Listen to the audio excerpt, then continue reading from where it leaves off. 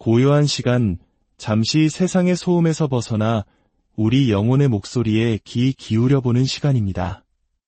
오늘 여러분과 함께 나눌 이야기는 진정한 행복으로 가는 역설적인 길에 관한 것입니다. 이 메시지가 여러분의 마음에 울림을 준다면 좋아요와 구독으로 더 많은 분들이 이 따스함을 나눌 수 있도록 도와주시기 바랍니다. 여러분의 작은 손길 하나하나가 지친 영혼에게 하나님의 위로를 전하는 귀한 통로가 될 수 있습니다. 이 채널을 통해 말씀을 나누는 모든 분들의 삶에 하나님의 크신 은혜와 평강이 함께하시기를 기도합니다. 우리 모두에게는 하루 24시간, 일주일 7일이라는 똑같은 시간이 주어집니다. 하지만 왜 어떤 사람들은 다른 사람들보다 더 많은 것을 성취하고 더 풍요로운 삶을 사는 것처럼 보일까요? 우리는 종종 시간이 부족하다는 느낌에 시달리며 목표를 향해 나아가면서도 지치곤 합니다. 하지만 기억하십시오. 하나님께서는 우리가 그 시간을 어떻게 사용해야 할지 언제나 인도할 준비가 되어 있으십니다. 오늘의 이야기는 바로 우리의 우선순위를 바로 세워 하나님의 도우심 안에서 인생을 가장 충만하게 살아가는 방법에 관한 것입니다. 우리는 말 바쁘게 살아갑니다. 아침부터 저녁까지 쉴 틈 없이 무언가를 하죠. 하지만 그 모든 바쁨이 과연 열매를 맺고 있습니까? 아니면 그저 분주함 속에 우리 자신을 소진시키고 있는 것은 아닐까요? 우리는 그저 바쁜 사람이 아니라 풍성한 열매를 맺는 사람이 되는 법을 배워야 합니다. 또한 우리는 언제나 옳은 일을 행해야 한다는 것을 기억해야 합니다. 잠깐, 한두 번 옳은 일을 하는 것으로는 승리를 얻을 수 없습니다. 진정한 승리는 우리가 넘어지고 또 넘어져도 계속해서 꾸준히 지치지 않고 옳은 길을 선택할 때 찾아옵니다. 성경에서 계속하다, 인내하다라는 단어가 자주 등장하는 이유가 바로 여기에 있습니다. 포기하지 않고 마음이 지치지 않도록 붙들며 그것이 옳기 때문에 옳은 일을 계속해 나가는 것. 이것이 우리 삶의 핵심이 되어야 합니다. 오늘 밤 저는 여러분과 함께 변화를 위한 시간에 대해 이야기하고 싶습니다. 더 구체적으로는 이기심 극복하기에 대해서 말입니다. 이제는 우리 자신에게만 쏠려 있는 시선을 거두어야 할 때입니다. 다른 사람들이 나를 어떻게 생각할까? 나에 대해 무슨 말을 할까? 왜 나에게는 이런 일이 일어날까? 왜 저 사람은 나에게 이렇게 해주지 않을까 하는 생각들에 사로잡혀 있는 것에서 벗어날 때가 왔다는 말입니다. 이제 우리 자신을 온전히 하나님께 맡기고 그분께서 우리를 돌보실 것을 신뢰해야 합니다. 스스로를 돌보려는 그 끝없는 수고에서 은퇴하십시오. 그리고 그 은퇴를 축하하는 성대한 파티를 여는 겁니다. 하나님께서 당신의 삶을 통해 당신 안에서 당신을 위해 행하실 그 놀라운 일들을 기다리는 동안 우리는 다른 누군가에게 축복이 되는 삶을 사는 데 집중하는 것입니다. 이것은 사실 매우 간단한 원리입니다. 예수님께서는 자기를 부인하고 자기 십자가를 지고 나를 따르라고 말씀하셨습니다. 우리가 져야 할 십자가는 끔찍한 비극이나 재앙, 무서운 질병이 아닙니다. 그것은 바로 나 자신이 아닌 다른 무언가를 위해 살아가는 법을 배우는 것입니다. 바로 이기적인 본성을 십자가에 못 박는 것입니다. 우리 중 누구도 이기심이라는 문제에서 자유롭지 않습니다. 우리는 이기적이 되려고 노력할 필요가 없습니다. 태어나는 순간부터 이미 우리는 이기심이라는 장비를 완벽하게 갖추고 이 땅에 도착하기 때문입니다. 우리가 배워야 할 것은 이기적이지 않는 법, 그 이기심을 인지하고 그것이 잘못되었음을 깨닫는 법입니다. 이기심이야말로 하나님께서 우리를 위해 준비하신 최고의 삶을 가로막는 가장 큰 장애물이기 때문입니다. 오늘 밤 저는 이 진리를 여러분의 마음에 깊이 새겨드리고 싶습니다. 당신이 스스로를 행복하게 만들려고 애쓸수록 당신은 더욱더 불행해질 것입니다. 진정으로 행복해지는 길은 오직 하나뿐입니다. 그것은 바로 당신의 삶에 필요한 모든 것을 하나님께서 채워주실 것을 신뢰하는 것입니다. 심지어 격려와 같은 감정적인 필요조차도 말입니다.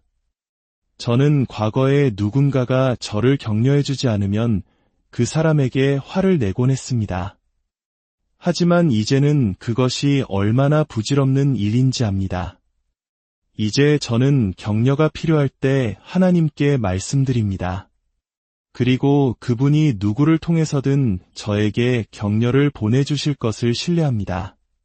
그러면 정말 놀랍게도 생각지도 못한 곳에서 격려가 찾아옵니다. 남편에게, 자녀에게, 혹은 다른 사람들에게 왜 나를 알아주지 않냐며 화를 내는 것보다 이것이 얼마나 더 평화롭고 기쁜 일인지 모릅니다. 혹시 여러분 중에도 누군가가 당신이 기대하는 만큼 당신을 격려해주지 않아서 화가 난 적이 있습니까? 이제는 그 마음을 내려놓으십시오. 그들은 아마 자신들이 무엇을 하고 있는지도 모를 겁니다. 대부분의 사람들은 일부러 당신을 불행하게 만들려고 애쓰지 않습니다. 그들 역시 자신들의 문제와 상처 속에서 허덕이고 있을 뿐입니다. 우리는 그저 그들의 아픔과 엉망이 된 삶의 길목에 서 있다가 함께 상처를 입는 것뿐입니다. 그들이 당신만을 콕 집어 괴롭히는 것이 아니라는 말입니다. 그렇기에 예수님께서 그들을 용서하고 그들을 위해 기도하며 그들의 삶이 변화되기를 소망하라고 말씀하신 것입니다. 물론 누군가가 당신을 학대하도록 내버려두라는 뜻은 아닙니다. 다만 다른 사람이 당신을 대하는 방식을 바꾸려고 애쓰는 대신 그 문제를 가지고 하나님께 나아가라는 것입니다. 오늘 밤 우리가 지금까지 해왔던 것보다 훨씬 더 많은 것을 가지고 하나님께 나아가는 법을 배웁시다. 우리 자신을 하나님께 온전히 내어드리고 그분이 우리를 위해 무엇을 하실 수 있는지 지켜봅시다. 저는 오래전에 제 자신을 돌보는 일에 지쳐버렸습니다. 저는 더 이상 저 자신을 행복하게 만들기 위해 살지 않습니다. 그러자 이상한 일이 일어났습니다. 저는 제 인생에서 그 어느 때보다 더 행복해졌습니다. 다시 한번 말씀드리겠습니다. 저는 더 이상 저 자신을 행복하게 만들기 위해 살지 않습니다. 그러자 놀라운 일이 일어났습니다. 저는 제 인생에서 그 어느 때보다 더 행복해졌습니다. 당신의 행복을 하나님의 손에 맡기십시오. 당신의 삶의 재건 과정을 그분께 위임하십시오. 하나님께 당신의 모든 사정을 아뢰고 이렇게 말씀드리십시오. 하나님, 만약 제가 행복해질 수 있다면 그것은 오직 주님께서 저를 행복하게 만들어주셔야만 가능합니다. 만약 제가 만족을 얻고 제 삶의 소원이 이루어진다면 그것은 주님께서 저에게 주셔야만 합니다. 저는 이제껏 제 힘으로 애쓰고 씨름하고 좌절하고 사람들에게 분노하는 것에 지쳤습니다. 저의 행복과 만족, 성취와 축복은 이제 오롯이 주님께 달려 있습니다. 그리고 그와 동시에 당신이 가는 모든 곳에서 의도적으로 다른 사람에게 축복이 되는 것을 당신의 사명으로 삼으십시오. 그러고 싶은 기분이 들 때까지 기다리지 마십시오. 목적을 가지고 행하십시오. 하루에 단 한 사람이라도 축복하기로 결심해 보는 것은 어떨까요? 한 명으로 시작해서 그 한 명이 두 명이 되고 두 명이 세 명이 될 수 있습니다. 당신이 당신 자신에 대해 덜 생각할수록 당신은 더 행복해질 것입니다. 요한복음 12장 24절은 이 진리를 아름답게 설명합니다. 예수님께서 말씀하십니다. 내가 진실로 진실로 너희에게 이르노니 한 알의 밀이 땅에 떨어져 죽지 아니하면 한 알 그대로 있고 죽으면 많은 열매를 맺느니라. 이 말씀은 참으로 놀랍습니다. 물론 이 말씀의 첫 번째 의미는 예수 그리스도 자신을 가리킵니다.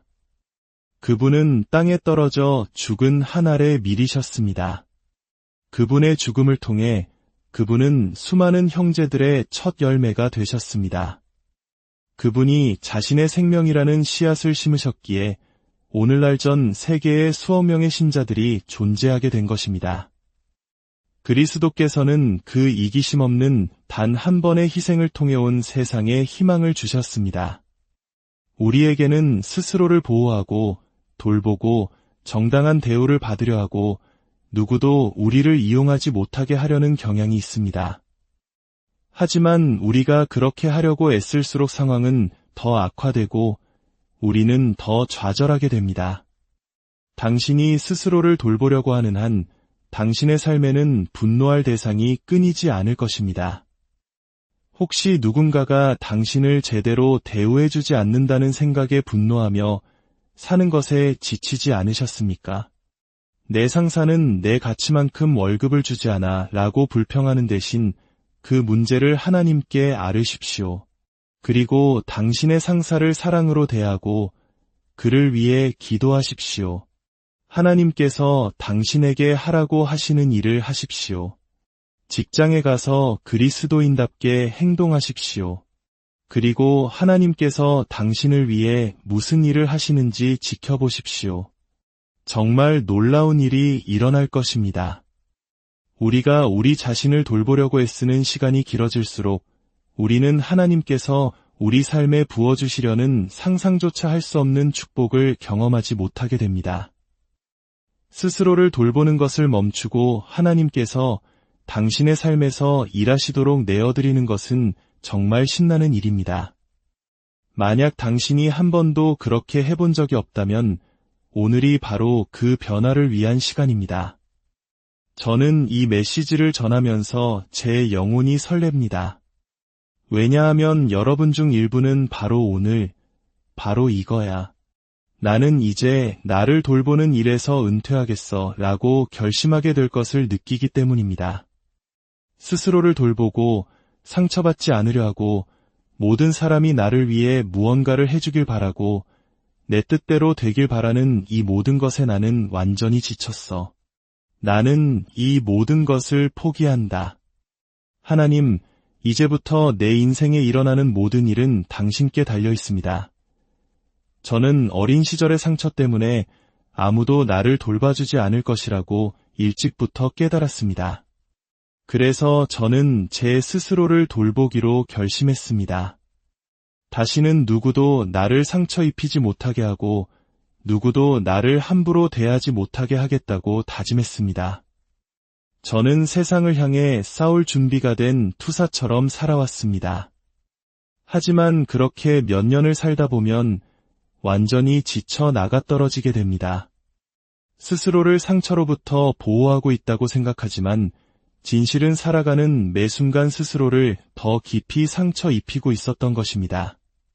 성경은 말합니다. 너희 염려를 다 주께 맡기라 이는 그가 너희를 돌보심이라. 우리가 스스로 하려는 것을 멈출 때 하나님께서는 우리를 돌보실 것입니다. 여기서 제가 말하는 스스로를 돌보는 것을 오해하지 마십시오. 충분한 잠을 자고 좋은 음식을 먹고 즐거운 시간을 보내고 웃는 것과 같은 건강한 자기관리를 하지 말라는 뜻이 아닙니다. 제가 말하는 것은 모든 사람이 나를 올바르게 대하도록 항상 확인하고 통제하려는 그릇된 집착입니다. 그럼 나는 내 몫은 나를 위해서는 하는 생각이 제 머릿속을 떠나지 않았습니다. 남편이 골프를 치러 가면 제 첫 생각은 그럼 나는 이었습니다. 남편이 축구 경기를 보면 그럼 나는 이라고 생각했습니다. 모든 것이 나를 중심으로 돌아갔습니다. 아침에 눈을 뜨기도 전부터 저는 제 자신에 대해 생각하기 시작했습니다. 혹시 여러분도 그러신가요? 이제 그 무거운 짐을 내려놓을 시간입니다. 당신의 사건 파일을 하나님께 넘겨드리십시오. 당신의 시간, 당신의 재정, 당신의 관계, 당신의 미래, 당신의 행복에 대한 모든 권리를 그분께 양도하십시오. 그리고 진정한 자유와 기쁨 속에서 다른 이들을 위한 축복의 통로로 살아가는 새로운 삶을 시작하십시오. 주님, 오늘 이 시간 우리 자신을 돌보는 무거운 짐을 내려놓습니다. 내 힘으로 행복해지려는 헛된 노력을 멈추고 주님께서 내 삶의 주인이심을 고백합니다. 내 모든 염려와 기대를 주님 발 앞에 내려놓사오니 주님의 선하신 뜻대로 나를 인도하여 주옵소서. 나 자신에게 갇혀있던 시선을 들어 주님을 바라보게 하시고 내 주변의 이웃들을 섬기며 축복하는 삶을 살게 하옵소서. 한 알의 밀알처럼 죽어 많은 열매를 맺는 삶의 비밀을 깨닫게 하시니 감사합니다. 이 모든 말씀, 우리를 구원하신 예수 그리스도의 이름으로 기도드립니다.